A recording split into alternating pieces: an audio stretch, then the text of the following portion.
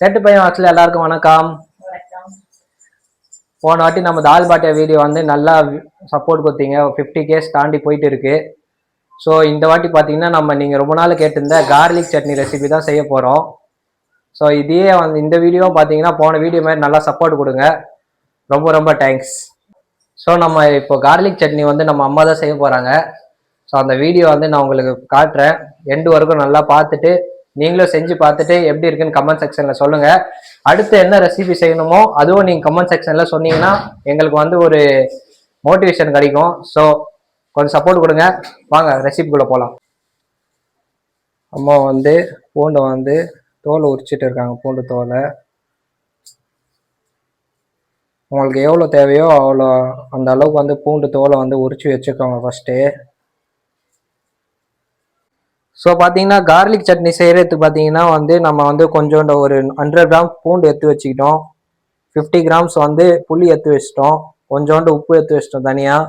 அதுக்கப்புறம் மிளகாத்தூள் தான் யூஸ் பண்ண போகிறோம், வேறு எதுவுமே யூஸ் பண்ண போகிறது இல்லை. அதுக்கப்புறம் வந்து பூண்டு இதில் தான் தட்டுவோம். ஸோ இது வச்சுருக்கோம். தேவையான அளவுக்கு வந்து தண்ணி எடுத்து வச்சிட்டோம்.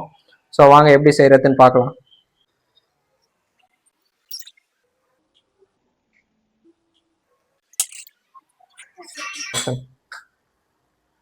இப்போ நான் பார்த்தீங்கன்னா கொஞ்சம் பூண்டு எடுத்து அதுக்குள்ளே போட்டுட்டு தட்ட போகிறோம். உங்ககிட்ட இது இருந்தாலும் சரி, இல்லை நீங்கள் மிக்சியில் கூட அரைக்கலாம். நாங்கள் வந்து ட்ரெடிஷ்னலாக தான் பண்ணுவோம். ஸோ இதனால வந்து பார்த்தீங்கன்னா இதில் தான் போட்டு தட்டுறோம். ஸ்லோவாக தட்டுங்க.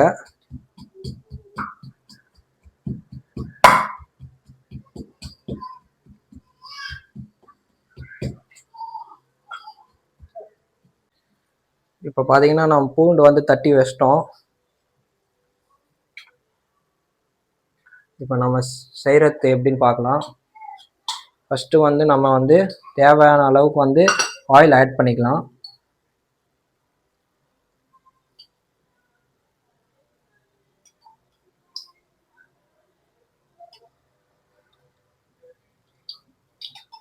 ஆயில் கொஞ்சம் அதிகமாக வைங்க.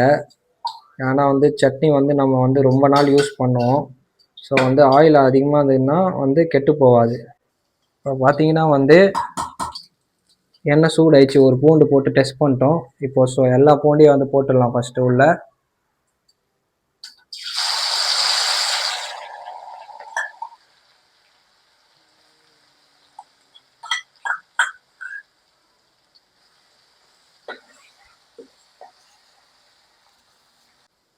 ஒரு 2 to 3 மினிட்ஸ் வந்து நல்லா வந்து பூண்டை வந்து நல்லா வேக வைக்கணும்.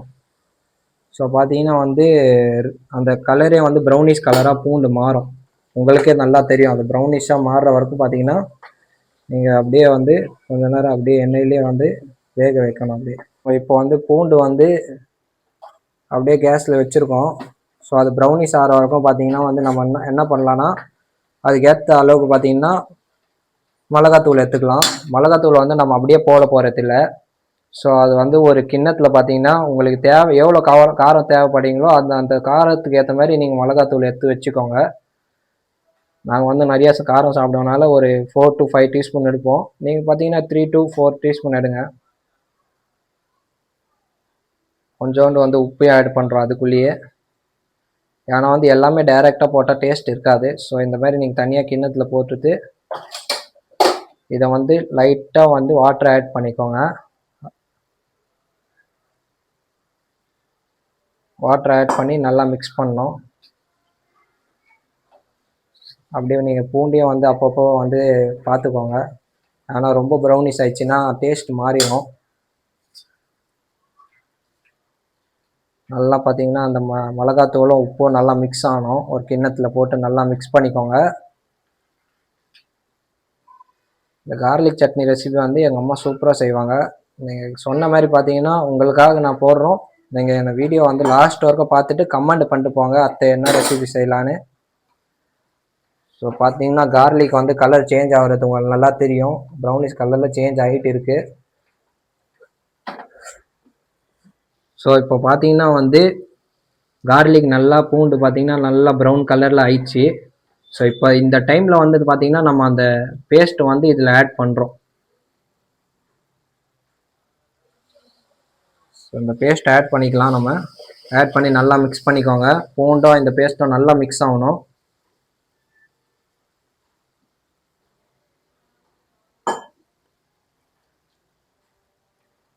டூ மினிட்ஸ் பார்த்தீங்கன்னா கேஸ் ஸ்லோ கேஸ்லேயே பார்த்தீங்கன்னா நல்லா பூண்டு அந்த பேஸ்ட்டை நல்லா வேக வைங்க. அது வரைக்கும் பார்த்தீங்கன்னா நம்ம புளி தண்ணியை வந்து நல்லா கரிச்சு வச்சுக்கலாம். நாங்கள் இந்த புளி தண்ணியை பார்த்தீங்கன்னா 1 hour பிஃபோராக ஊற வச்சிட்டோம். இப்போ நல்லா கலந்து எடுத்துட்டோம். 2 மினிட்ஸ் கழிச்சு இந்த புளி தண்ணியை வந்து ஆட் பண்ணுவோம். ஸோ ரெடியாக வச்சுக்கோங்க. பார்த்தீங்கன்னா இப்போ நம்மளுக்கு வந்து 2 மினிட்ஸ் ஆயிடுச்சு. இப்போ நம்ம புளி தண்ணியை வந்து ஆட் பண்ண போகிறோம்.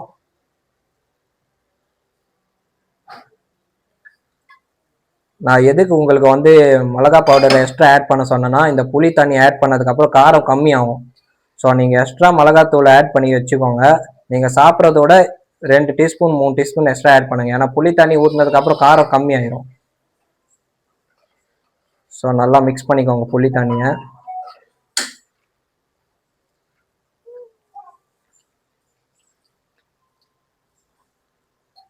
இந்த புளி எதுக்கு யூஸ் பண்ணுறோன்னா பார்த்தீங்கன்னா வந்து நம்ம வந்து கிட்டத்தட்ட கார்லிக் சட்னி வந்து 10 நாள்லேருந்து 15 நாள் வரைக்கும் சாப்பிடலாம்.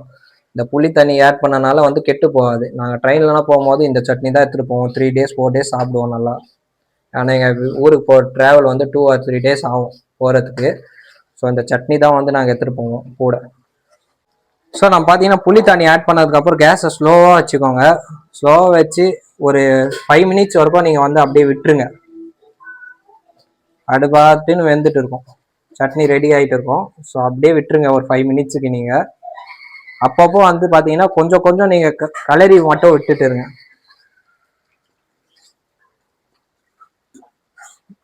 கலரி எதுக்கு விடுறோன்னா கீழே வந்து ஒட்டாமல் இருக்கிறது பார்த்தீங்கன்னா கலரி விட்டுட்டு இருக்கோம். ஸோ நீங்களும் அப்பப்போ பார்த்தீங்கன்னா கலரி விட்டுட்டே இருங்க. வேறு எதுவுமே பண்ண வேணாம். 5 minutes கழிச்சு அதுவே ரெடி ஆயிரும். ஸோ 5 minutes வந்து அப்படியே விட்டுருங்க. நீங்கள் ஜஸ்ட் அப்பப்போ பார்த்தீங்கன்னா கலரி மட்டும் விட்டுட்டே இருங்க. நீங்கள் ஸ்லோ கேஸ் இருக்கணும். நல்லா ஞாபகம் வச்சுங்க. ஹையில் வச்சிடாதீங்க. ஃபுல்லாக சட்னி வேஸ்ட் ஆயிரும் அப்புறம் உங்களுக்கு.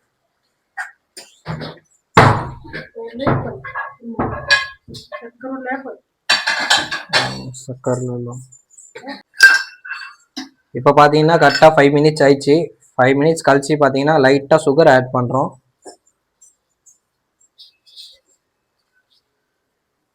லைட்டாக ஆட் பண்ணுறோம், ரொம்பனா இல்லை. ஜஸ்ட் ஒரு 1 teaspoon மட்டும்.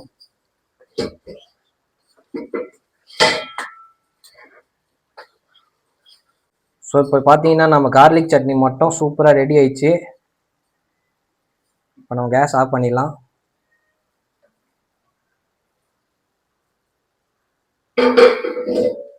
ஸோ இப்போ நம்ம கார்லிக் சட்னி வந்து ரெடி ஆயிடுச்சு. இப்போ நம்ம வந்து பரோட்டா செய்ய போகிறோம். ஸோ பரோட்டாவுக்கு வந்து தேவையான வந்து கோதுமை ஆட்டை எடுத்து வச்சுக்கோங்க. ஏன்னா நம்ம கோதுமையில் தான் பரோட்டா செய்ய போகிறோம் இன்றைக்கி. தேவையான கோதுமை மாவு எடுத்து வச்சிட்டோம். அதுக்கு ஏற்ற மாதிரி நம்ம இப்போ உப்பு போட்டுக்கலாம்.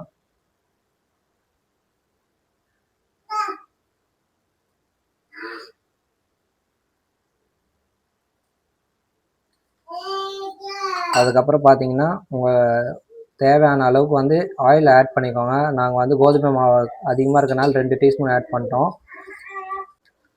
இப்போ நம்ம தேவையான அளவுக்கு பார்த்தீங்கன்னா உப்பும் ஆட் பண்ணிட்டோம். அதுக்கு ஏற்ற மாதிரி நம்ம ஆயில் ஆட் பண்ணிட்டோம். ஆயில் ரெண்டுத்தையும் பார்த்தீங்கன்னா நல்லா மிக்ஸ் பண்ணிக்கோங்க. அதுக்கப்புறம் இப்போ நம்ம வந்து வாட்டர் தான் ஆட் பண்ண போகிறோம். வாட்டர் பார்த்தீங்கன்னா கொஞ்சம் கொஞ்சம் ஆட் பண்ணுங்கள்.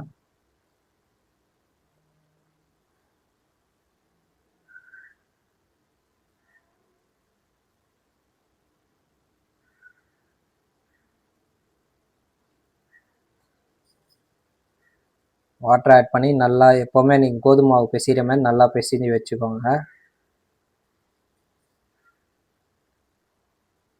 வாட்டர் வந்து ரொம்ப ஆட் பண்ணிடாதீங்க. தேவையான அளவுக்கு பார்த்தீங்கன்னா கொஞ்சம் கொஞ்சமாக ஆட் பண்ணிட்டே வாங்க. ஃபஸ்ட்டு நீங்கள் நிறைய ஆட் பண்ணிட்டீங்கன்னா அப்புறம் மாவு வந்து கொல கொலன்னு ஆயிரும்.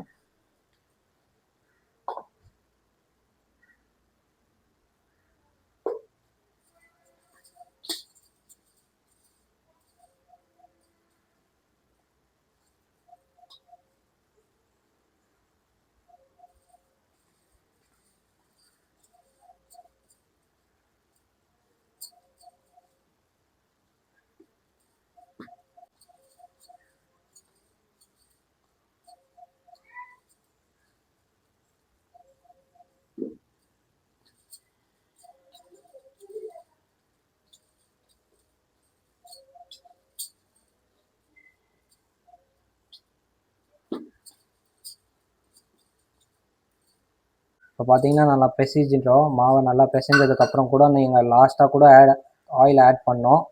இது எதுக்கு ஆட் பண்ணுறோன்னா வந்து பரோட்டா வந்து நல்லா சாஃப்ட் அண்ட் க்ரன்ச்சியாக வரதுக்காக வந்து லாஸ்ட்டாக கூட ஆயில் ஆட் பண்ணுறோம். ஃபஸ்ட்டு பார்த்தீங்கன்னா ஒரு 2 டீஸ்பூன் ஆட் பண்ணோம். இப்போ பார்த்தீங்கன்னா லாஸ்ட்டாக பார்த்தீங்கன்னா ஒரு 2 டீஸ்பூன்.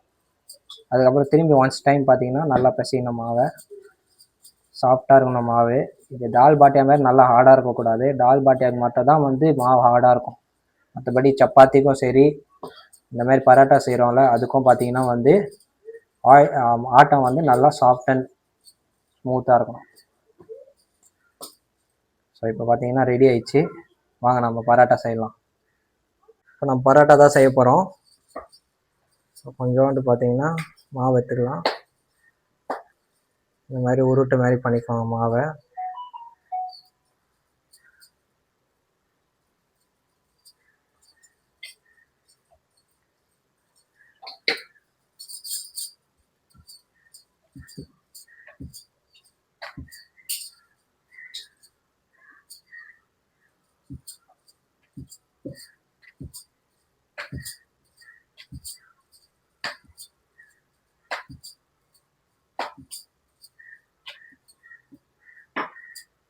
கொஞ்சோண்டு கீ ஆட் பண்ணிக்கலாம்.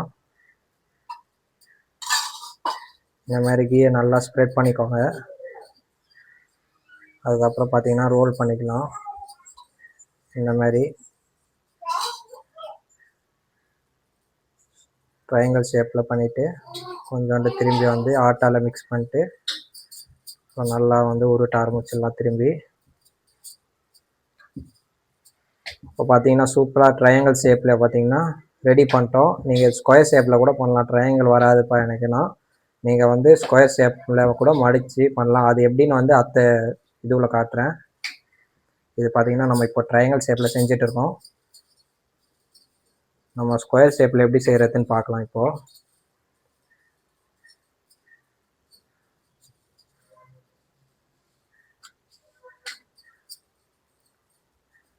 ஒரு சைடு லைட்டாக வேகணும்னே பார்த்தீங்கன்னா திருப்பி போட்டாங்க ஒய்ஃபு. அதே மாதிரி நீங்களும் வந்து லைட்டாக ஒரு சைடு வேகணும் திருப்பி போட்டுருங்க.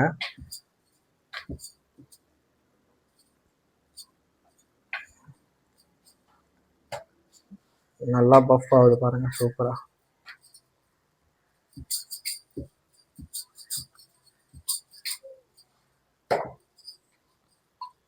இப்போ பாருங்க கீ ஆட் பண்ணுறாங்க. அந்த பஃப் ஆனோடனே உங்களுக்கு பஃப் ஆயிடுச்சுன்னு வச்சுங்களேன், கீ ஆட் பண்ணிக்கோங்க. ஆட் பண்ணி அப்படியே திருப்பி விட்டுருங்க. பார்த்தீங்கன்னா சூப்பராக பஃப் ஆகுது பாருங்கள், எவ்வளோ அழகாக இருப்பாங்க பார்க்கவே. இன்னும் இந்த சைடு 2 சைடில் பார்த்தீங்கன்னா கீ ஆட் பண்ணுறோம். நம்ம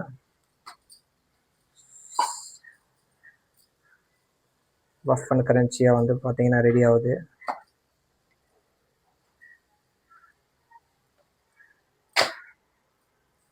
பார்த்தீங்களா? இப்போ நம்ம உங்களுக்கு ட்ரையாங்கிள் ஷேப்பில் வரலன்னு வச்சிங்களா, ஸ்கொயர் கூட நம்ம ட்ரை பண்ணுறோம். இப்போ ஸ்கொயர் எப்படி செய்கிறது நம்ம பார்த்துக்கலாம். ட்ரையாங்கிள் நிறைய பேருக்கு செய்ய தெரியாது. ஸோ ஸ்கொயர் எப்படின்னு பார்த்தீங்கன்னா 2 சைடு மச்சிட்டு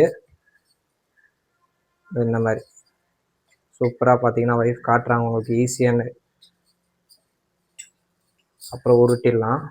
உருட்டி ஸ்கொயர் மாதிரி பண்ணிக்கலாம். பார்த்தீங்கன்னா ஸ்கொயர் மாதிரி.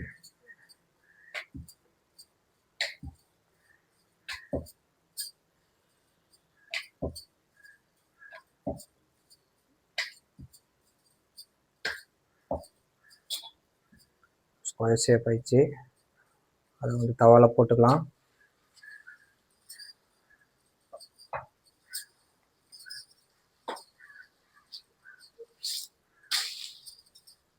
அப்பப்போ திருப்பி பார்த்துக்கோங்க. இதோ பாருங்கள், ரொம்ப பின்னாடி வந்து வேகலை, லைட்டாக வேகணும்னு பார்த்தீங்கன்னா திருப்பி போட்டாங்க ஒய்ஃபு.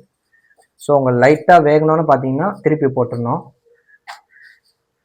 அதுக்கப்புறம் பார்த்தீங்கன்னா இந்த மாதிரி பஃப் வரும். இதை பாருங்கள், பஃப் வருதா? இந்த பஃப் வந்தோன்னு பார்த்தீங்கன்னா நம்ம கீ ஆட் பண்ணணும். இதில் பார்த்தீங்கன்னா பஃப் வருது. பஃப் வந்தோன்னு பார்த்தீங்கன்னா நம்ம தேவையான அளவுக்கு கீ ஆட் பண்ணிக்கலாம். கீ ஆட் பண்ணிட்டு திருப்பி போட்டுடணும். இப்போ திரும்பி இந்த சைட்லேயே பஃப் வரும். இப்போ பாருங்கள், இந்த சைடில் பஃப் வருது. அப்படியே கீ ஆட் பண்ணிக்கணும். பஃப் வந்தோடனே கீ ஆட் பண்ணிக்கணும்.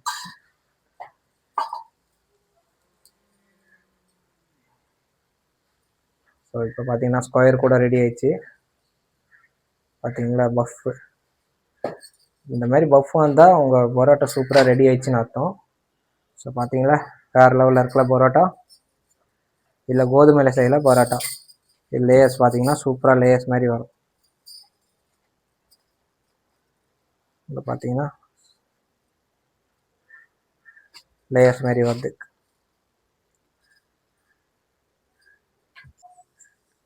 ஸோ நம்ம பார்த்தீங்கன்னா இப்போ வந்து லஞ்ச் ரெடி ஆயிடுச்சு.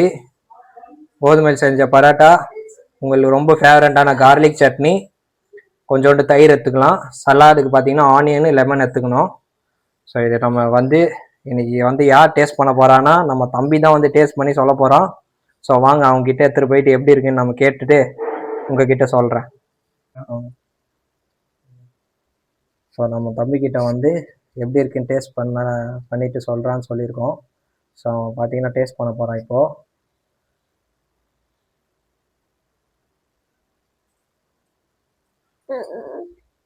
சூப்பர், டேஸ்ட் பண்ணலாமா எப்படி இருக்குன்னு? கொஞ்சம் கார்லிக் சட்னி வந்து தொட்டு எடுத்துக்கலாம். லைட்டாக தயிரில் முக்கிடலாம், ஏன்னா காரம் அதிகமாக இருக்கும். ஸோ எப்படி இருக்குன்னு பார்க்கலாமா?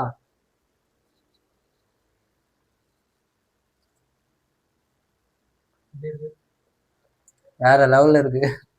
கண்டிப்பாக வீட்டில் நீங்களே செஞ்சு பார்த்துட்டு கமெண்ட் செக்ஷனில் அடுத்த ரெசிபி என்ன போடணும்னு சொல்லுங்கள். வேற லெவல் கைஸ், செம்ம டேஸ்ட்டாக இருக்குது. நீங்களும் உங்கள் வீட்டில் கண்டிப்பாக செஞ்சு பார்க்கணும். இன்னைக்கு செஞ்சு பார்த்துட்டு அடுத்த என்ன ரெசிபி நம்ம செய்யலாம்னு சொல்லி கமெண்ட் செக்ஷனில் நீங்கள் கமெண்ட் பண்ணுங்கள். ஸோ இன்னைக்கு வந்து அவ்வளோதான். பாய் பாய், வணக்கம்.